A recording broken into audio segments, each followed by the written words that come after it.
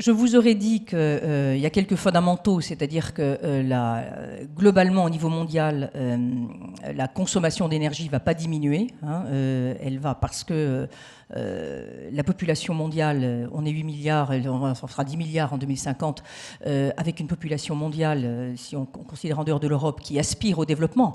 Donc ça va pas diminuer cette aspiration, en fait. Et donc, globalement, elle va augmenter de plus 1,1% d'ici 2050. Hein, donc, elle ne va pas baisser, même si nous, on fait des efforts d'efficacité énergétique et de consommation. Et il faut concilier, en fait, cette augmentation des besoins énergétiques plutôt massifs avec une urgence de décarbonation. Et si j'ajoute le niveau européen, dans ce triptyque urgence de la décarbonation, augmentation de l'énergie, s'est ajouté quand même un troisième. On est dans un triangle infernal. C'est depuis quelques mois, de quelques semaines, s'est ajouté celui de l'autonomie stratégique et de la sécurité d'approvisionnement de notre Europe, plus le coût. Donc en fait, on est dans un dilemme triptyque, coût de la transformation, décarbonation, coût de cette transformation et sécurité d'approvisionnement. Alors globalement quand même, on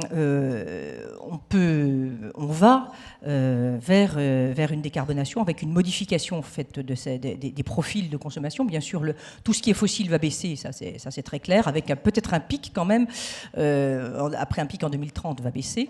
Le gaz, le LNG, qui est un grand vecteur de décarbonation pour des pays en développement parce qu'il est quand même 2 fois moins polluant que le charbon, et on redécouvre avec ce souci de sécurité of supply, on redécouvre les vertus du LNG, c'est-à-dire du gaz liquéfié qui peut voyager et qui peut peut-être nous sauver d'un assèchement du gaz pipe russe. Voilà.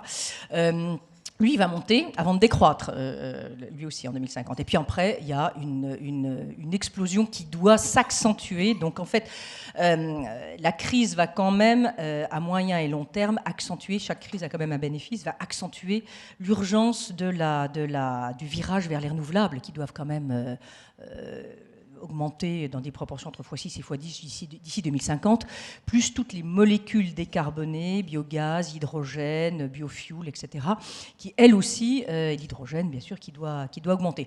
Donc, voilà un peu le paysage qu'on voit au niveau de l'Europe. L'urgence, c'est d'accélérer évidemment l'autonomie stratégique. Ça, tout d'un coup, on redécouvre des mots qui étaient peut-être des gros mots. Hein, sécurité d'approvisionnement, souveraineté, autonomie stratégique, sécurité d'approvisionnement des matières premières rares, etc. Et surtout, on voit les obstacles qu'il faut surmonter pour accélérer le virage vers les renouvelables. On en parlera peut-être tout à l'heure. Oui, c'est ça, c'est tous ces scénarios qu'il faut accélérer. Hein.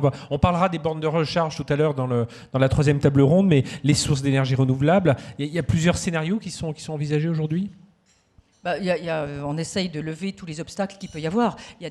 En Europe, en fait, on a un manque d'espace, on a un problème d'autorisation trop lente pour tout ce qui est renouvelable, donc solaire, photovoltaïque, etc., qui auront une place prépondérante en 2050. Hein, plus de 50% de la consommation finale sera électrique. On va massivement vers une électrification. L'électrification, c'est des investissements énormes à faire, à la fois en production, à la fois en réseau, en interconnexion. À la fois évidemment en réseau de bornes de recharge, on le dira, hein, donc ça c'est quand même des investissements massifs à faire dans un contexte assez tendu pour le consommateur, hein. Qui va payer ça? Donc voilà, donc c'est ce dilemme-là qu'on a quand même à résoudre.